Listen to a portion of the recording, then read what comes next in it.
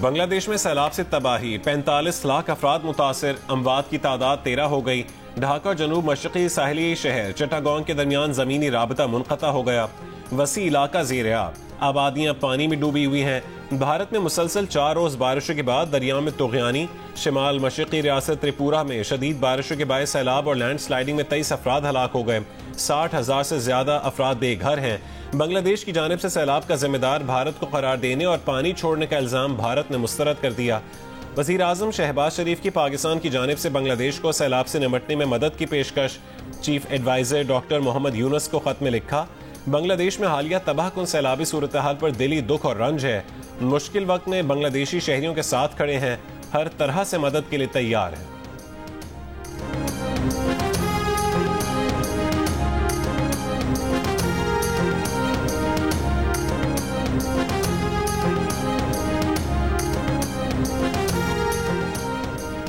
ڈاکو کے حملے میں 12 پولیس اہلکاروں کی شہادت کا مقدمہ کوٹ سیلرا شہر اندر گینگ کے 131 جرائم پیشہ افراد کے خلاف درج۔ سرکار کی مدعیت میں درج مقدمے میں دہشت گردی، قتل، اغوا اور دیگر دفعات شامل۔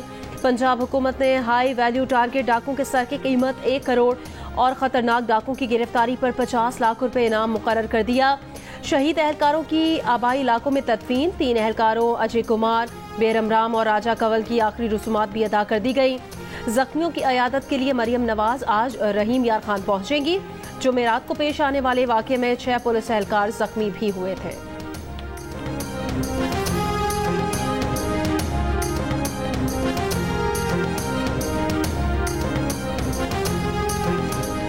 ایران بس حادثے میں جاں بحق پاکستانی زائرین کی آبائی علاقوں میں تدفین کا سلسلہ جاری، 6 کو کنکوٹ میں سپرد خاک کر دیا گیا۔ نماز جنازہ میں ضلعی انتظامیہ، شیعہ علماء کونسل کے رہنماؤں اور شہریوں کی بڑی تعداد میں شرکت۔ وزیر اعظم کی ہدایت پر پاکستان ایئر فورس کا خصوصی C-130 طیارہ 28 میتیں اور 25 زخمیوں کو ایران سے لے کر جیکب آباد پہنچا۔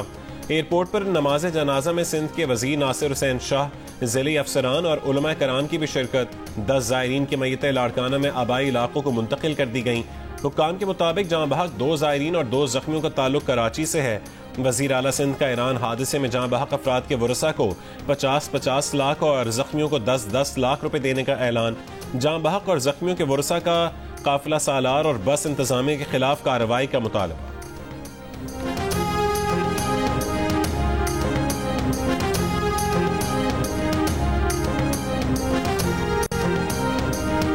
وزیر اعظم کے مشیر برائے قانون اور انصاف بیرسٹر عقیل ملک نے کہا کہ حکومت اگلے ہفتے جوڈیشل پیکج سے متعلق کوئی ترمیم نہیں کرنے جا رہی۔ آئینی ترمیم کے لیے 2/3 اکثریت کی ضرورت ہے، جو اس وقت حکومت کے پاس نہیں۔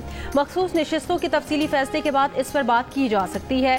جیو نیوز کے پروگرام نیا پاکستان میں بیرسٹر عقیل ملک نے کہا، سپریم کورٹ ماضی میں خود سینیورٹی کے اصول کی خلاف ورزی کر چکی ہے، مگر حکومت کا ایسا کوئی ارادہ نہیں ہے۔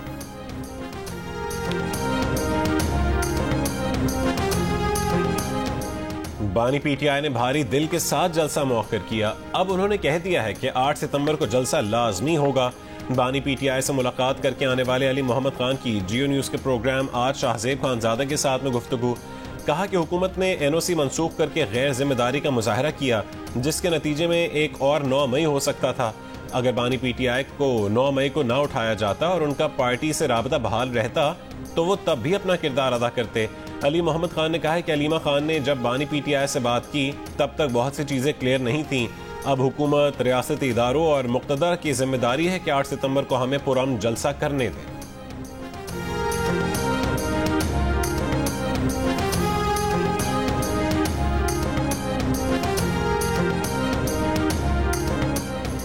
ماضی کی طرح اس بار بھی IMF بورڈ پروگرام کی منظوری دے گا، وزیر خزانہ محمد اورنگزیب پر امید۔ جیو نیوز سے گفتگو میں کہا، پچھلے پروگرام کے وقت بھی شور مچایا گیا کہ IMF منظوری نہیں دے گا، اب بھی ایسے ہی شور مچایا جا رہا ہے۔ IMF سے ہر دوسرے روز بات چیت ہو رہی ہے۔ گزشتہ ہفتے سعودی وزیر خزانہ سے بات چیت مثبت رہی۔ چین اور متحدہ عرب امارات کا بھی رد عمل مثبت ہے۔ دوست ممالک ایگزیکٹو ڈائریکٹرز کے ذریعے IMF کو اعتماد میں لیں گے۔ پاکستان کو IMF پروگرام کے 37 ماہ میں $3 ارب کی بیرونی فائننسنگ درکار ہے۔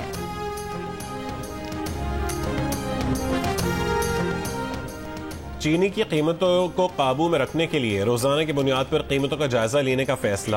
قیمتوں میں اضافے پر حکومت کڑی نظر رکھے گی. ذرائع وزارت خزانہ کا کہنا ہے کہ چینی کی پرچون اور تھوک کی قیمتوں پر عمل درآمد یقینی بنایا جائے گا.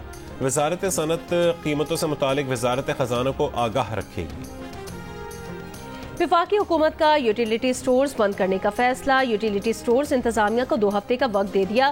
لاہور میں یوٹیلیٹی سٹورز کے ملازمین کا احتجاج. حکومت سے سٹورز بند کرنے کا فیصلہ واپس لینے کا مطالبہ.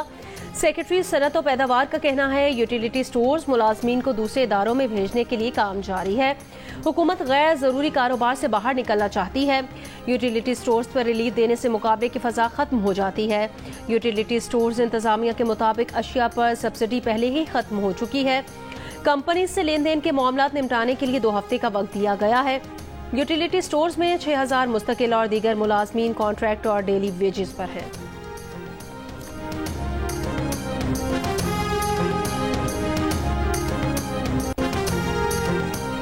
25 سے 29 اگست کے دوران کراچی، حیدرآباد، ٹھٹہ، بدین اور تھرپارکر میں طوفانی بارشوں کی پیش گوئی. ہوا کا کم دباؤ مغربی بنگال میں موجود. محکمہ موسمیات کے مطابق یہ سسٹم جنوبی سندھ پر اثر انداز ہونے والا اب تک کا سب سے مضبوط سسٹم ہو سکتا ہے. سسٹم کے تحت کشمیر، خیبر پختونخوا، گلگت بلتستان، نصیر آباد اور خزدار سمیت بلوچستان کے مختلف علاقوں میں بارشوں کا امکان. حکومت سندھ نے شہدائے کربلا کے چہلم پر پیر 26 اگست کو صوبے بھر میں موٹر سائیکل کی ڈبل سواری پر پابندی عائد کر دی ہے.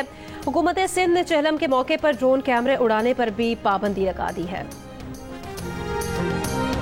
امیر بالاج ٹیپو قتل کیس کا مرکزی ملزم احسن شاہ مبینہ پولیس مقابلے میں ہلاک. منظم جرائم کے شعبے کے ڈی ایس پی کے مطابق احسن شاہ اپنے ہی ساتھیوں کی فائرنگ سے زخمی ہوا. اسے اسپتال لے جایا گیا مگر وہ جاں بر نہ ہو سکا. پولیس کے مطابق فائرنگ کرنے والے ملزمان کی تلاش جاری ہے.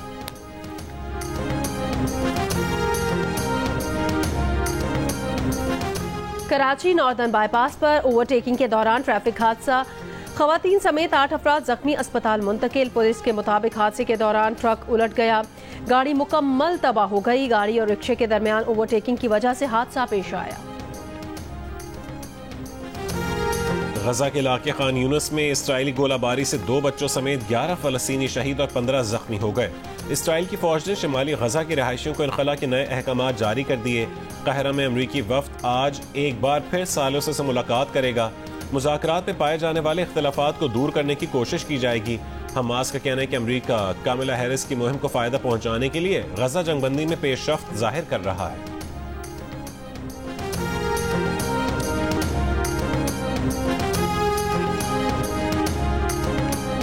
جرمنی کے شہر زولنگن میں میلے کے دوران ایک شخص کا چاقو سے حملہ، 3 افراد ہلاک، 4 زخمی ہو گئے. ملزم کو تاحال گرفتار نہیں کیا جا سکا. زخمیوں میں سے 9 کی حالت تشویشناک ہے. بر صغیر کے معروف صوفی بزرگ حضرت علی بن عثمان الحجویری المعروف داتا گنج بخش کے 981ویں عرس کی 3 روزہ تقریبات آج سے لاہور میں شروع ہوں گی. لاہور کو داتا کی نگری کہا جاتا ہے.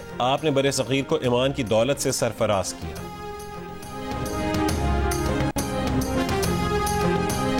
ورلڈ ملٹری کیڈٹ گیمز میں پاکستان کے موہت بلوچ نے ایک اور میڈل جیت لیا. 200 میٹر دوڑ میں موہت بلوچ نے سلور میڈل اپنے نام کیا. ایئر فورس سے chief warrant officer Mohit Baloch اس سے قبل 400 میٹر دوڑ میں گولڈ میڈل جیت چکے ہیں. ISPR کے مطابق ایونٹ میں پاکستان کی تینوں مسلح افواج کی سروسز ٹیم نے 5 تمغے جیتے. 5000 میٹر ریس میں کانسی اور 10000 میٹر ریس میں چاندی کا تمغہ آرمی کے محمد اختر نے جیتا. 25 metre pistol shooting rapid team events category میں آرمی نے چاندی کا تمغہ جیتا. نائک قاسم بلال، سپاہی اسماعیل خان اور سپاہی محمد راشد نے چاندی کا تمغہ جیتا. پہلی آٹو کراس ریس آج کراچی میں ہوگی. ریلی میں 50 سے زیادہ ڈرائیورز ایکشن میں نظر آئیں گے. Auto cross rally Geo super سے براہ راست نشر کی جائے گی.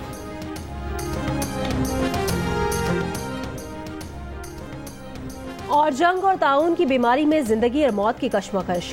کراچی آرٹس کونسل میں تھیٹر پلے دا وائٹ فلیگ اردو ترجمے کے ساتھ پیش کیا گیا. فلسطین کے خلاف اسرائیلی جارحیت کے مناظر دکھا کر پیغام دیا گیا کہ جنگ کسی مسئلے کا حل نہیں بلکہ خود ایک مسئلہ ہے.